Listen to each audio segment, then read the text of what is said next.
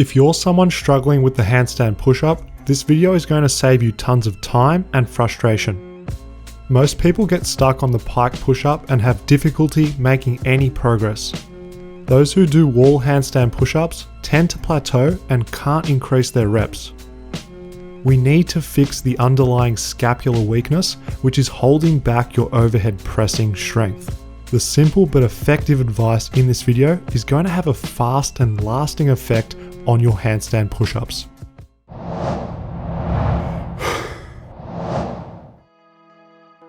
The best exercise for handstand push-ups is the serratus wall slide. Why is this the case? It improves scapular strength to allow our major pressing muscles such as the pecs and the anterior deltoids to operate at 100% strength.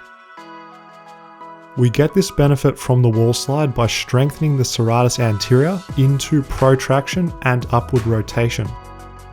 It's also a weight-bearing drill to replicate the upper body demands of handstand push-ups. As the elbows are in line with the hands, it also strengthens the posterior rotator cuff in its stability role, reinforcing optimal shoulder width pressing mechanics. Now for proper form serratus wall slides, brace the anterior core, squeeze the glutes, and get that upper back hollow and the scapula protracted. While maintaining protraction and a hollow upper back, think about lifting the point of the elbows up and away. This cue is going to really drive home upward rotation and protraction of the scapula. Doing this motion creates a stable base for the scapula and all the associated muscles to function 100%.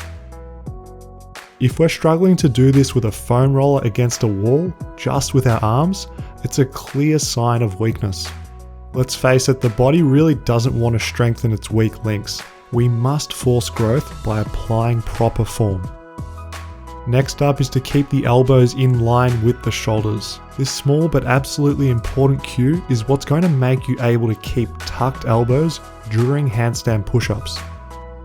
Most people are going to cheat the serratus wall slide in the following ways. Losing scapular position and falling into retraction is the next mistake. As we're looking to improve overhead pressing mechanics, we need to stress protraction. Another way people fake upward rotation is by over-relying on the upper traps. Don't get me wrong, the upper traps are needed when we're going overhead, but for our purposes, this compensation doesn't allow the right areas to be trained. Let's bring it all together with a clear example of incorrect versus correct. The most common mistake is incorrect upward rotation mechanics by simply straightening the arms. Sure, the fists are getting above the head, but the scapula is not moving as it should. You've got to protract like you mean it and lift those elbows up and away. You should only straighten the elbows at the top if you're nearing end range flexion, if you don't compromise the scapular setting. The serratus wall slide can be progressed by using a mini band wrapped around the hands.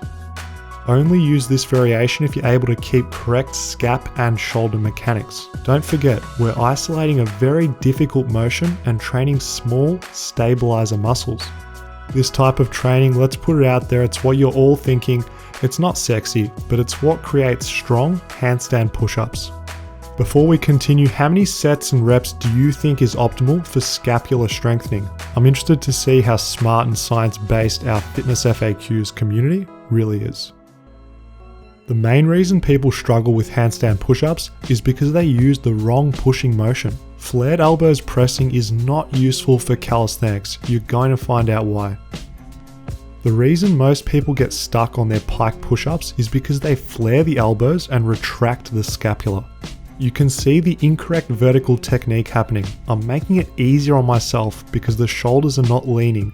You can see this because the elbows are flaring and I'm staying retracted. This technique makes it easier to bust out more reps, but it's what I call junk reps. They aren't useful for the end goal of handstand push-ups.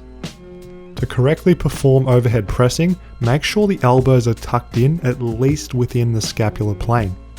As you can see during freestanding handstand push-ups, the elbows stay tucked in. I know it seems obvious, but you'll be surprised how many people don't remain rational, strict, and honest with their handstand push-up form. Now let's take a look at correct pike push-ups. I'm remaining hollow at the upper back. I'm keeping the elbows tucked in, tick and tick. The next major scapular cue is depression, getting those shoulders down and away from the ears. Applying this strict form makes the humble pike push-up so much harder. Are you finding this video useful? Support Fitness FAQs by dropping a thumbs up.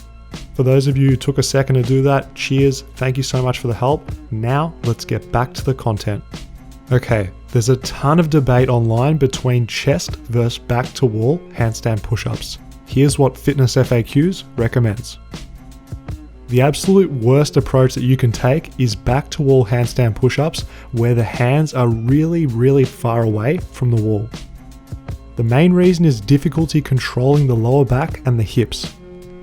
When fatigue sets in, that lumbar spine is going to banana like it's never bananaed before. You're going to have a much easier time locking down the core by using a hands closer technique. With this setup, it's possible to avoid arching and still use somewhat decent pressing mechanics. The back to wall method is non-specific biomechanically speaking to freestanding, but it strengthens the prime movers in overhead pressing.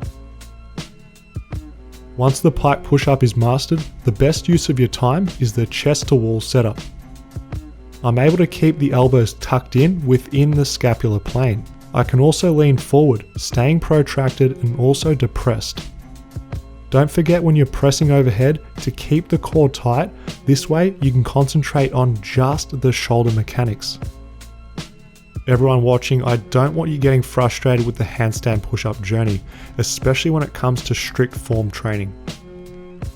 It's very challenging for the prime movers, the stabilizer muscles, and it requires significant mobility, coordination, and neural efficiency. You'd much rather add a rep or two every now and then with perfect form compared to building bad habits and training with sloppy, lazy form. Anyone can do that. Anyone can take the easier, fast approach. Delay that gratification, be slow, be patient, and do things properly. Cheers for watching, everyone. Thumbs up if I've helped you understand the handstand push-up a little bit better. Be sure to subscribe to Fitness FAQs and turn on notifications to always see our new videos. Do you want to build strength, size, and master calisthenics skills? Access our programs at fitnessfaqs.com and transform your body today.